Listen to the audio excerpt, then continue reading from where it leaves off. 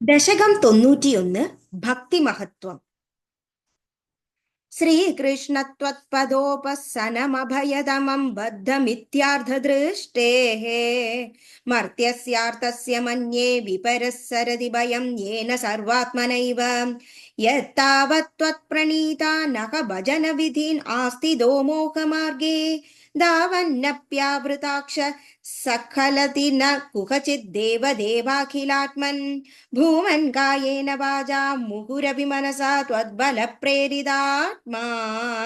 യദ്യത് കുർവേ സമസ്തം തദിഹ പരതരേ ത്വയ്യ സമർപ്പയാമി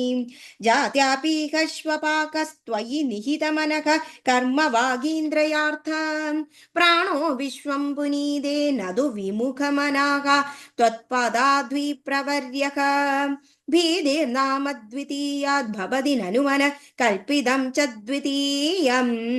തേനൈക്യാഭ്യാസശീലോ ഹൃദയമിഹ യഥാ ശക്തിബുദ്ധ്യാ നിരുന്ധ്യാം മായാവിദ്യേതു തസ്മിൻ പുനരഭിന തഥാ ഭാതി മായാധിനാഥം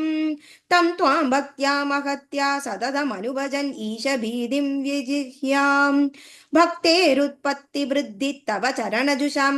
സംഗമേനൈവ പുംസാം ആസാദ്യേ പുണ്യഭാജാം ശ്രിയ ഇവ ജഗതി ശ്രീമദാം സംഗമേന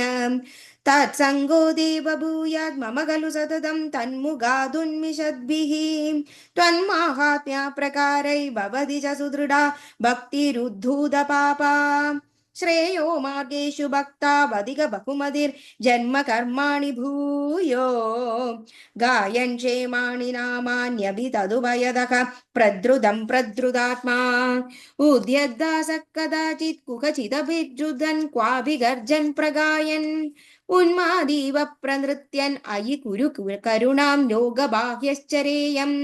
ഭൂതാന്യേതാനി ഭൂതാത്മകമിതി സകലം പക്ഷ്യമത്സ്യാൻ മൃഗാദീൻ മർത്യൻ മിത്രാണി ശത്രൂനഭിയമിതമതി ത്വന്മയാന്യാനമാനി ത്വത്സേവായാം ഹി സിദ്ധ്യേത് മമ തവ കൃപയാ ഭക്തിദാർഢ്യം വിരാഗഃ തത്വത്തത്സോവ്യബോധപ്പി ച ഭുവനപദേ യദ്ഭവേദം വിനൈവ നോ മുഹ്യൻ ശുത്യദ്രാടൈ ഭവ സരണിവ ഭവൈ ത്വന്നിലീനായശത്വാത് ചിന്താ സാതത്യശാലി നിമിഷലമപി ത്വത്പദാദ പ്രകമ്പക ഇഷ്ടാനിഷ്ടേഷ്ടു തുഷ്ടിവ്യസന വിരഹിതോ മായികത്വാവബോധാത് ജ്യോത്സ്നാദിഭ്യസ്വനഖേദോ അധിക ശിശിരിതേനാത്മനാ സഞ്ചരേയം ഭൂതേഷ്വേഷു ത്വദ്വൈകസ്മതി സമധിഗതൗ നാദികാരോധുനാ ചേത് ത്വത്പ്രേമ ത്വത്കമത്രീ ജഡമതിഷു കൃപാം ദ്വിത്സത് ഭൂയോതുപേക്ഷാം ആർച്ചായാം വാ സമർച്ചാ കുതുകമുരുതര ശ്രദ്ധയാ വർദ്ധതാമേ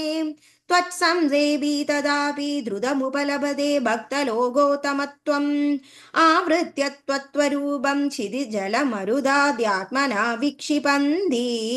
ജീവാൻ ഭൂയിഷ്ടകർമാ ബലിവിവശഗതീൻ ദുഃഖജാലേ ക്ഷിപന്തി ത്വന്മായാമാഭിഭൂമ്നാൻ അയി ഭുവനപദേ കൽപ്പതേ തത്പ്രശാന്ത്यै ത്വത്പാദേ ഭക്തിരേവേത്യതവദയി വിഭോ സിദ്ധയോഗി പ്രബുദ്ധഃ ദുഃഖാന്യാലോക്യ ജന്തുഷ്വലമുദിത വിവേകോകം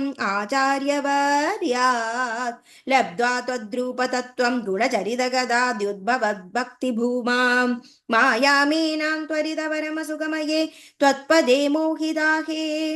തസ്യായാം പൂർവരംഗ പവനപുരപദേ നാശയാ ശേഷരോഗാൻ സർവത്ര ഗോവിന്ദ നാമ സങ്കീർത്തനം ഗോവിന്ദ ഗോവിന്ദ നാരായണ അഖില ഗുരു ഭഗവൻ നമസ്തേ.